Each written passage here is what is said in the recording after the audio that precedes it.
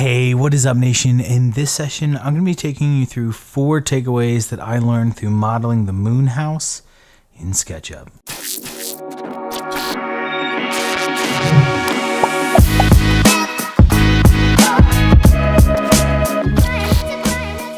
So one of my favorite videos that I've ever made is modeling the moon house in Sketchup, and a lot of people seem to really like it. It's pretty different. It's not what you see every day in SketchUp, so a lot of people really enjoyed seeing something that's more artistic designed and doesn't have, these straight corners.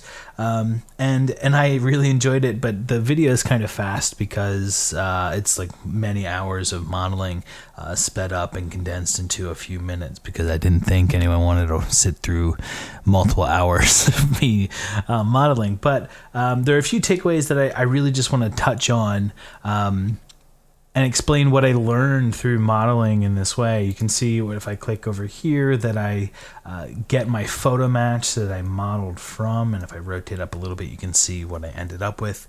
And I just really want to dive into a few different takeaways. So the first thing, and I'm just going to start with this and be honest, is that this is like completely not like what I think it should look like. And that's because I use photo match, and I would do things differently if I was to model again.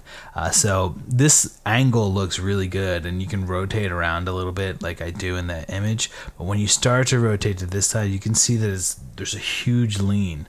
I didn't model this side, and I tried to fix it as much as I could. But in my head, I don't think this building is actually this leaning. I think it's more straight. But what happens is, let me just put this off to the side for a second. We just move it over a set distance, let's say 100. What happens is you can draw like this shape here, right? So I'm just going to draw this shape and say this is roughly what that looks like. So that's one instance, right? What I kind of think that looks like. And I'm using photo match, so okay. Now what I can do here is do the same shape. So let's say this. Now I could have this be up here almost, so it's like vertically, you can see the shadow. But what happens, like, you can kind of like take this to like infinity almost. So this is like not on the ground plane, but I can make it on the ground plane, or like make it look like it's kind of on the ground plane, but it's much higher. So then when I do this, it's a little bit different. It's like not what I kind of think it actually is, but it visually looks similar to what that other thing that I had was. But if I group this and put these two side by side, you can see that they're like very different geometries. And that's sort of what happens is, like, because you can, like, they're in very different places. Like, it's just like you can make this, if I use this and put it, where I think this sort of goes. They sort of do similar things, but they're very different, and they're in very different locations. And it just sort of like compounds on itself when you're modeling in photo match, because there's essentially an infinite amount of ways that it can look. So what I would recommend for anyone using photo match is to always be coming out of photo match and assessing if your model looks like how you think it does in 3D. Always sort of revisit that. Like if it doesn't, if you don't think it's rectangular, if it's more square, then stick with that. And this sort of leads well into my other shape my second point is to make sure that you start with like pure geometries. Start with like the really simple shape and don't go straight to curves. I think the tendency is that you want to make things look really like they are. At least that's the tendency for me. I want to make this look like this warped piece of wood, right? But what happens when you do that and you start with like a shape that's all like sort of beat up and non-rectangular is you're drawing in like different planes, and it just sort of gets out of whack. So start with really basic geometry. Like I have this vertical plane here, and maybe I come out a teeny tiny bit for the rest of this. and this is sort of, I guess, what I'm talking about. Like, I'm gonna line this up, and then how do I get this? Like, what's going on? It looks like it's off. Like if I make a shape here and it comes to here, you know, what is happening? Is this line curved? Is that important for me to translate through? Is it angled? Is it just part of the artistic interpretation? How important is that? You can see like what I put in here is like so completely and insanely similar. It's like almost too much, you know, like it lines up almost perfectly. You know, and I really tried to stick to that photo match, and that's cool, right? I mean, it's cool to be able to do something. You can see here, I was just like, I can't get it to work. I'm just gonna get that idea across and put something in there. But like for the most part, everything lines up pretty spot on, and that's like, I think, a feat in itself, being able to do that and get something that looks like what I'm modeling. But yeah, just really like start with those shapes and always be visiting the three-dimensional aspect. Don't get so bogged down in the photo match view. Obviously continue referencing it, but always sort of go back to the 3D view and say, hey, is this leaning this much? Is it angled? Is it, you know, what have you? And stick to pure geometries. The next thing is just try not to use so many plugins. I think I used like 2 plugins for this whole thing, and it's pretty complicated. And the 2 that I used, I think, are probably the most important.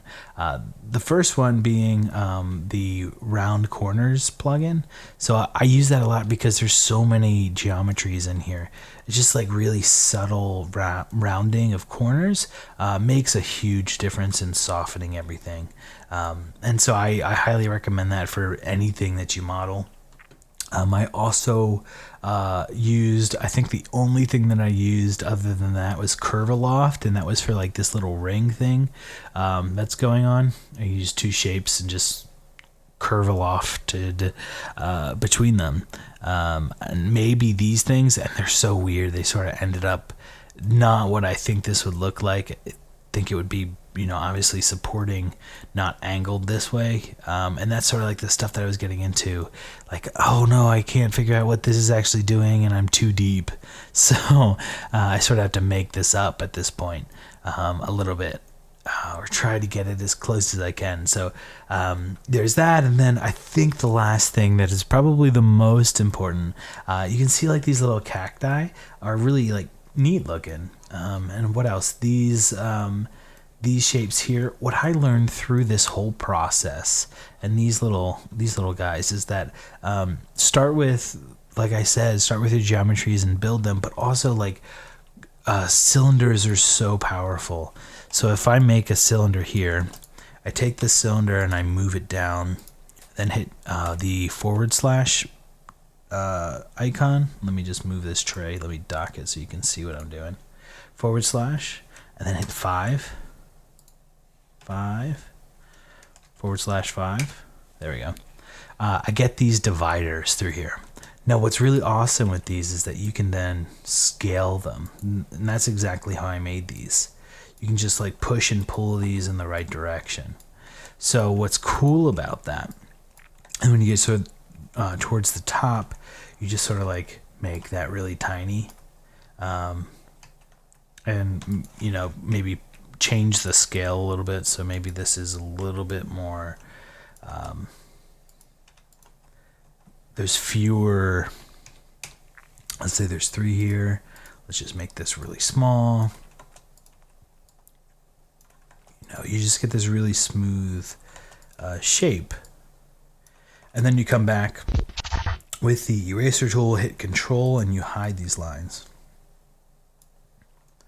Right, so you get this like kind of like organic shape, and obviously you'd spend more time doing this, but you can use that sort of that idea to really change those shapes of anything that's like rounded. So like here, what I did is I just took this top piece. Let me turn hidden geometry back on. Just took that top piece there, and rotated it. So with a combination of rotating and scaling, you can get some like really cool shapes that are very organic, very curved, and that's what I would recommend if you're doing anything that is rounded. And there's another video that I saw on YouTube after I did this where someone models a shark, and they use this sort of exact method for making their shark because it's a very organic shape, but you can construct it based on a bunch of like little circles. So it has many uses, and I highly recommend it. So hopefully this helped. If you like this video and you like the moon house and want me to model more things that are like that, please let me know in the comments below. If you had any specific questions about the moon house that I didn't address, let me know in the comments below, and I'll be sure to address them. Hopefully you guys liked this video. If you did, don't forget to hit that like button and subscribe. Share this with your friends, and as always, happy hacking. All right, designers, just because this episode of Designer Hacks is over doesn't mean we're leaving you out in the cold. Tony's got tons of great content available at designerhacks.com. So join Design Nation right now, and we'll see you on the next episode of Designer Hacks.